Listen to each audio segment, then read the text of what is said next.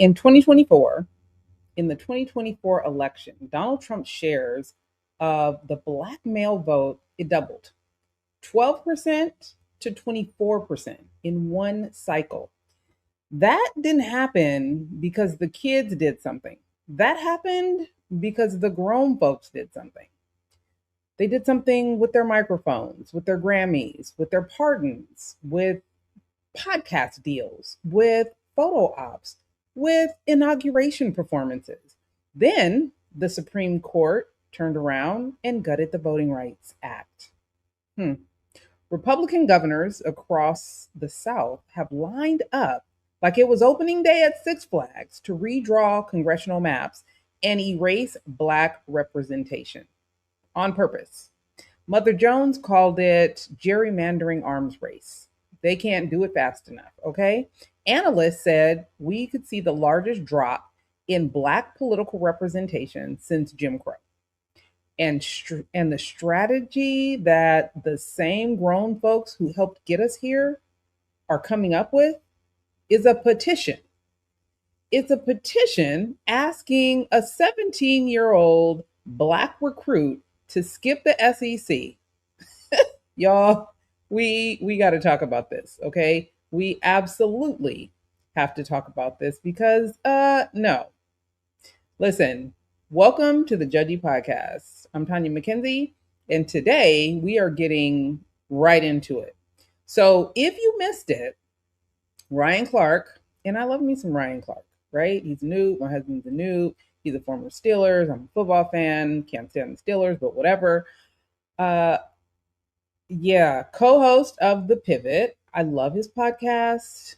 I do. But he went on his platform and told Black college-bound athletes don't sign with schools in a state that's gerrymandering Black votes out of representation.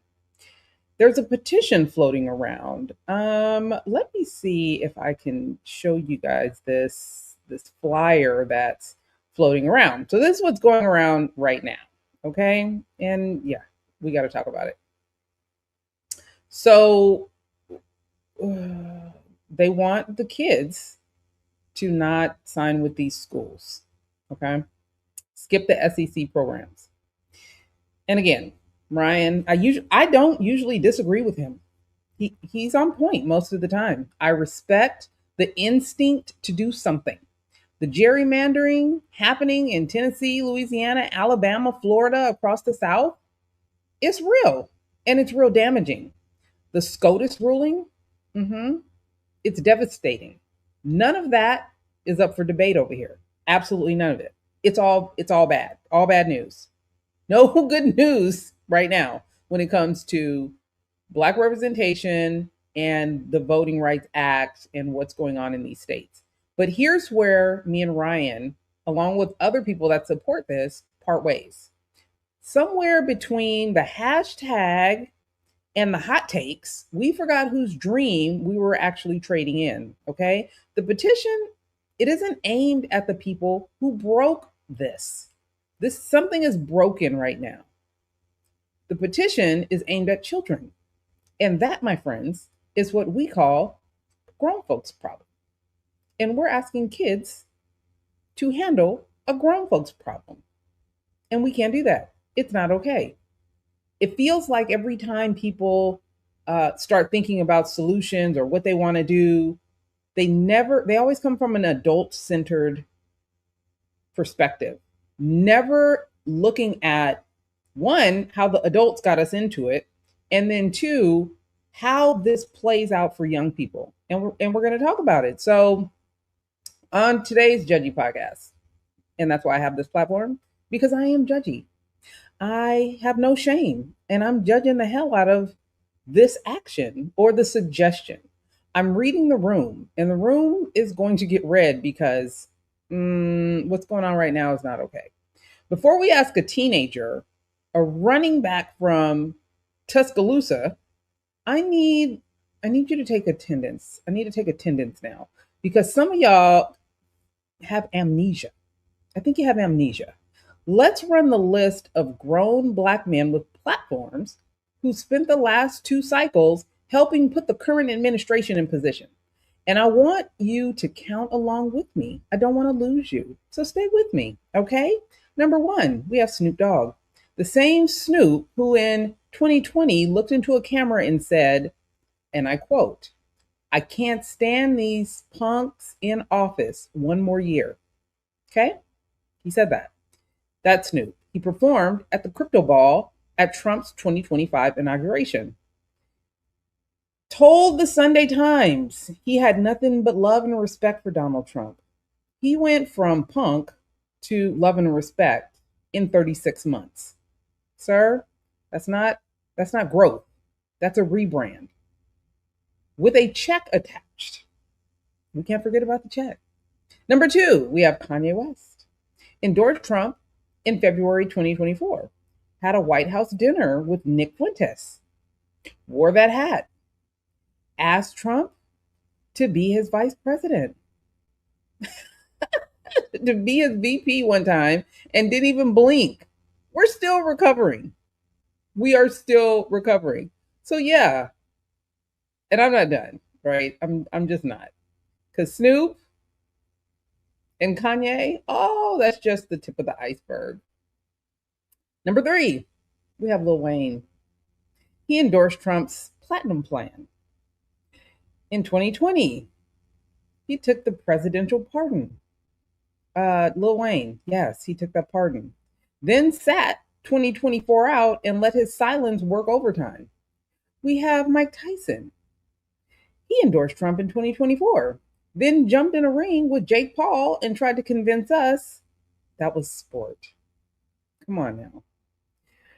Mike, we saw it, we watched it, and we will never forget. And you probably don't care, and that's fine too. We got number 5. We got Kodak Black. He was pardoned by Trump. He joined the Black Americans for Trump coalition, called it loyalty. Number 6, we have 50 Cent. He spent the entire 2024 cycle running around telling every reporter with a notepad that Black men were identifying with Trump. I don't know. I call that tap dancing, but whatever. I don't understand. Number 7, 8, 9, and 10. We got Mace, Cameron, Rick Ross, Soldier Boy. All gave Trump the cosign, the photo op, or the inauguration stage at some point. We saw you. We saw this. None of this is new. So I'm not saying anything that's disparaging to them because, well, they did it loud and proud. That's fine. But again, oh, wait, can't forget about Ice Cube. Refused to back Harris. Spent months on every podcast that would book him doing the Democrats Took Us for Granted tour. Started his own album cycle of Black trauma. Number 12, we got Charlamagne the God. He spent the whole 2024 cycle just asking questions. I'm just asking questions while feeding millions of Black men a steady IV of "she ain't earned my vote. She ain't earned it." Then acted shocked at the results. Oh, your acting sucks, dude. It sucks. That's 12. I mean, I could keep going. I mean, I could mercifully keep going. They're this is crazy. These are not regular people. These are multimillionaires with recording studios, with podcast deals, with Grammys, with standing invitations to the room where it all happens. These are people with leverage. So, no, you're not just an athlete. You're not just a musician. You are somebody with a mic and leverage. You have people that don't look like you listening to you and listening for your guidance. And the guidance you gave them has helped to lead them right where we are right now. These are people who could have moved votes. These are people who got paid in real time to do just the opposite. And the petition is aimed at 17-year-old kids in Mississippi who haven't even taken the SAT yet. Make it make sense. Make it make sense. Now, let's talk about the kids the petition is actually aimed at, because nobody else seems to want to talk about this. They're telling the kids what to do, but they're not really talking about the kids. right? That high school senior in Mississippi with a 4.22 GPA and 3 offers, he didn't draw these maps. He didn't. He didn't gerrymander anything. That junior in Louisiana whose grandmother is in the stands every Friday night dreaming about Saturdays in Baton Rouge, yeah, she didn't gut the Voting Rights Act. She was part of the 92%. That 5-star recruit in Atlanta whose mama has been working 2 jobs since he was 7, uh, so he could chase Tuscaloosa. She didn't perform at the crypto ball, but somehow the bill lands on the kitchen table that she built. No, no. Y'all really want a child to forfeit a general? Oh my God. A generational opportunity to teach Snoop a lesson Snoop already cashed that check on. Okay. The audacity is real loud and honestly a little embarrassing for us because here's the thing that y'all are not saying out loud is the people pushing the petition the hardest are not going to be the ones whose kid misses the offer. Okay. The people pushing the petition the hardest are not going to be the parents who waited 11 years for the call from the coach. The people pushing the petition the hardest are going to sleep just fine while a working class Black mother in Memphis cancels her kid's dream. That's not strategy. That's a tax on our children, which y'all continuously leave out of the equation when you're making decisions talking about he's just a rapper, whatever. I'm just doing what I want to do. Do what you want to do. But the kids shouldn't have to pay for that. Okay. So I'm going to sit here and I need to talk you through this. I owe you an actual strategy because I'm Tanya and that's what I do. And we don't do fluff over here. Here's the part the adults keep skipping. These kids are not pawns in our political chess match. They are the most important thing in our lives. They are our assets, and we keep treating them like collateral. We don't pull the plug on the opportunity. What you do is you teach the plug how to use the opportunity. A Black student athlete on an SEC campus is not a hostage. He's a stakeholder.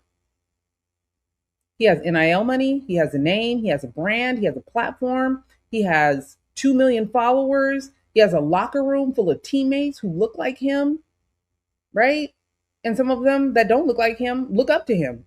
He has a college town watching him every Saturday afternoon. He has alumni who'll take his call. He has boosters who'll write a check. He has leverage at 18, more than most people have at 38. So we need to teach him. We need to teach them how to use the leverage that they get from being on these campuses instead of saying, don't go there, which again, isn't their fault. So we teach them. We teach them how to register voters at his home game. We teach them how to use his NIL platform to spotlight voter suppression in his college town. We teach them how to organize his teammates around a cause. We teach them how to read a redistricting map and post about it for his 2 million followers. We teach him media training. We teach him crisis comms. We teach him civic literacy. We teach him personal branding. We teach him how to walk into any room in the country and shake the table. That is strategy. Telling him to stay home, and watch his dream go to a kid in another state, that feels more like a surrender. That feels more like a surrender. We are not raising a generation of athletes to boycott their way out of a fight. We are raising them to strategize their way through it. There is a difference, and a loud one. Listen, I do have a few questions though for the class, and I'm glad y'all are here. Glad you're here, but I got some questions. Okay, let's start with where's the petition asking Snoop to refund the inauguration check? Where's that petition? Where's the petition asking Charlamagne to recalibrate his platform? Where's that petition? Where's the petition for the rappers who took the photo op, took the pardon, took the bag, and left the community holding the receipts? Where's that at? Where's the boycott of the podcast that's been 18 months telling Black men, the only Black woman who has ever been on a major party ticket, she wasn't it? I'll wait. I'll wait. We don't have those petitions. We have one, and it's aimed at children. And that tells me everything I need to know about who in this community is comfortable being held accountable and who is comfortable handing the bill to the teenager. Hello, the teenager? Really? The grown folks broke the dish. Why are the kids in the kitchen with the broom? Why do y'all want them to clean up this mess? All right, listen. I don't come on Judgy just to read the room and walk out. I want to leave you with something to do. So here's your assignment, class. 5 things. Write them down. 1, I want you to stop signing petitions that punish kids. Start signing them up for civic and media training instead. There is a difference, okay? And 2, if you're a parent of a recruit, a student athlete, build the curriculum yourself if you have to. NIL strategy, voter education, media training, personal branding, crisis communications. Make sure your kid is the most prepared person on the campus when the moment finds them. And it will, because it always does. And number 3, if you're a podcaster, an influencer, an athlete, or anybody with a microphone, audit your last 24 months of content, okay? If you platformed the people on that role that I called out, that's your work to do, not the kids. Not the kids.